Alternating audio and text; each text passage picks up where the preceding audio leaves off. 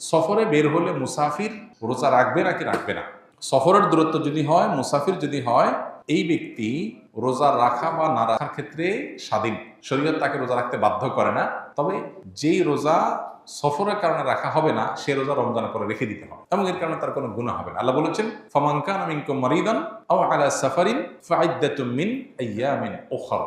যে ব্যক্তি অসুস্থ হবে, সফরে থাকবে, তার অন্য সময় রোজা রেখে দিলে সেটা তার জন্য রোজা হিসেবে যথেষ্ট হবে। তবে কেউ যদি সফরে তার কষ্ট না হয়, স্বাভাবিক, তাহলে তিনি রোজা রাখবেন, রাখতে পারেন, রাখা ভালো। আর যদি কারো কষ্ট হয়, তার জন্য বরং কষ্ট না করে, সফরে আল্লাহ সুযোগ দিয়েছেন যেহেতু, সে অপশন নিতে পারে, নেওয়া উচিত। নবী সাল্লাল্লাহু আলাইহি ওয়াসাল্লাম থেকে এটা প্রমাণিত এবং এটাতে কোনো হেজিটেশন করা উচিত না। হ্যাঁ, অনেকে এমন আছেন যে রমজান পরে আমার আর রাখা কঠিন, কাজে রাখার সুযোগ হয় না, হবে না, তাহলে আমার কষ্ট হচ্ছে না, তাহলে তার জন্য রাখা উত্তম।